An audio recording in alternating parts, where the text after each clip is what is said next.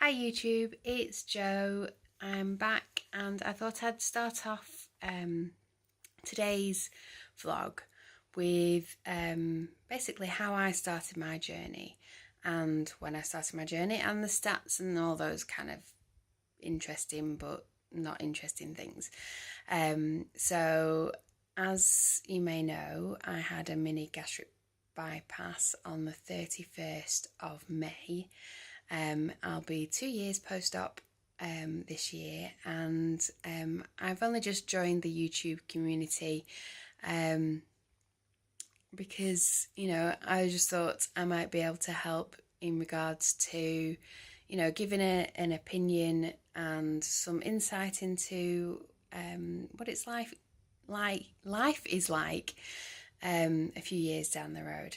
Okay, so as I said, my journey started 2014 January.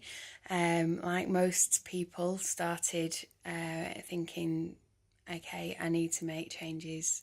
You assess yourself, don't you, after the indulgence of Christmas, and start looking at habits that you've formed and looking at changing and starting afresh for a fresh new year.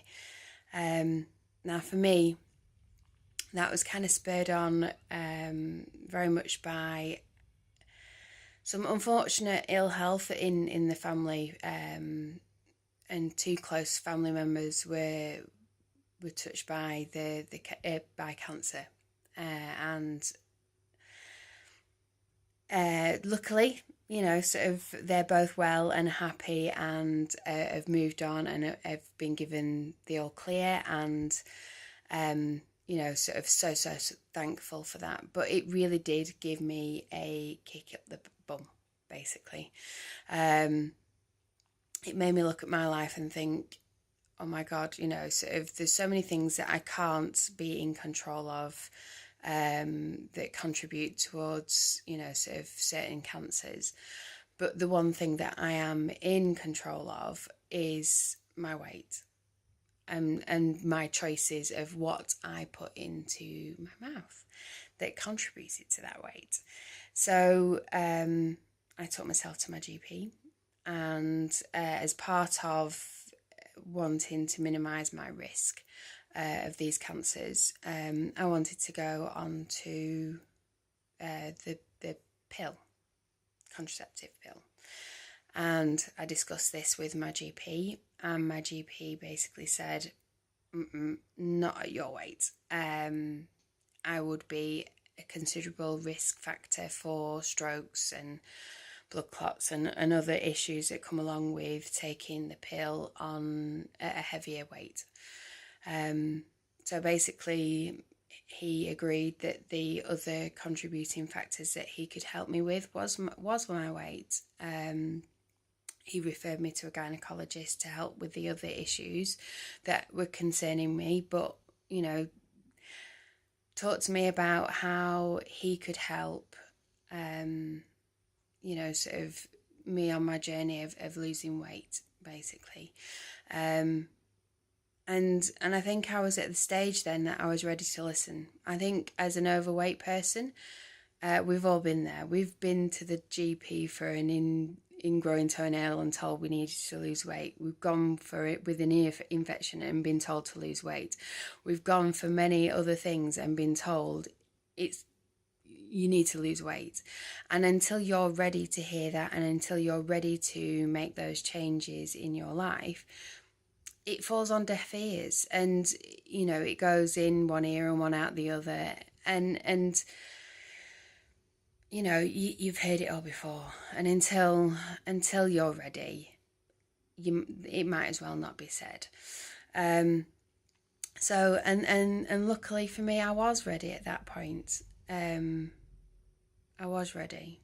So I stood on those scales in that GP's office, and I weighed at that point 144 kilograms. I'd avoided the scales for many years. But yeah, I weighed 144 kilograms. It was a shock. I knew I was big. I didn't realise I got to that big. That for those that don't work in kilograms, that's 22 stone 10 pounds. And yeah, it was shocking. I was shocked, but luckily my GP was lovely. They didn't sort of, I think if at that point they'd said, right, okay, you need to lose X amount of weight, you need to sort of cut your calories, you need to do this, you need to do that, I think I would have seen the task as monumental, as a mountain that I was unable to climb, and I wouldn't have even started. I wouldn't have even bothered, because at that point in time, the thoughts of needing to lose the amount of weight that I needed to lose to be considered healthy, it just wasn't in my mind at that point achievable. So he prescribed me Orlistat. And luckily for me, I didn't have a lot of the side effects that Orlistat can give you. I mean, I had incidents. I think we all have incidents when we try Orlistat. Some people know it as Xenical, but yes, it's basically a medication that stops you absorbing a percentage of the fat that you consume. So obviously that was a big kick up the backside to changing my eating habits, becoming accountable, and was the first step of changing my life, basically. So so that was the first, and that was quite successful for me. For me, it really did make me assess my eating habits. I'm self-employed. I'm a mobile nail technician. So my days, my weeks, there is no norm in terms of a schedule. I'd work quite late and quite long days, and sometimes with not very much of a gap between appointments. So I wouldn't eat breakfast. I would skip lunch, and I'd be eating late. So it would be very much a case of I'd be on my way home, I'd call my husband, and so it would be a case of, right, well, what are we going to have for tea? And at that point, because I wouldn't have eaten, it would be a case of, what takeaway am I going past on the way home? So I would be eating takeaway 3-4 times a week. I'd be eating high calorie and high quantity food. So changes were needed and changes were made, and I was doing well and I lost weight, but I could see from people around me who had lost weight through dieting, through Weight Watchers, through Slimming World, through calorie counting and all of those things. And I could see that, it was one of those where through one thing or another, letting it slip, becoming complacent, that unfortunately people, sort of fell off the wagon. I knew lots of people that had lost big chunks of weight, and unfortunately ended up back where they started. And I didn't want that to be me. I wanted to make these changes and make these changes for my life, for my lifetime, to be healthy for the rest of my life. And the only people that I knew that had made those changes, that had stuck to healthy weight loss, were people that had had gastric surgery, that had had the gastric bypass. So after 8 months of dieting, I was getting to a point where it was sort of hitting stalls, and I was struggling with motivation, and that's basically when I went back to my GP and discussed it with him.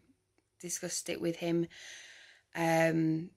options of, sort of long-term weight loss, my actual goals in terms of getting to a healthy weight, and speaking to him regarding referral for weight loss surgery. I was extremely lucky that my GP, although he automatically thought, oh my, this patient is obviously still overweight, vastly overweight, and surgery at a high BMI is risky business. But luckily, as I said, my GP held his hands up and said, I don't know enough to give you advice whether this is a good idea or a bad idea for you, but I'm willing to refer you so that you can get that advice, that you can get that specialist help that you need. And I am so lucky, and I am so thankful for that GP for having faith in me and being able to say, I don't know enough, so I'm going to send you somewhere that does. And I was referred in August 2014 was when I was referred to Aintree. Aintree Hospital are experts and in the bariatric field, and that's where I was referred to. And it's now getting on, and I'll pause it here, and I'll do another video from my referral, and when I first got to see the consultant and my onwards journey.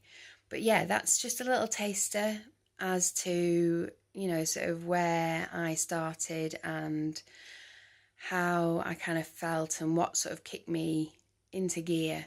So if you've got any questions regarding anything that I've mentioned in today's vlog, just give me a shout, and like and subscribe, and message with anything that you want to know otherwise.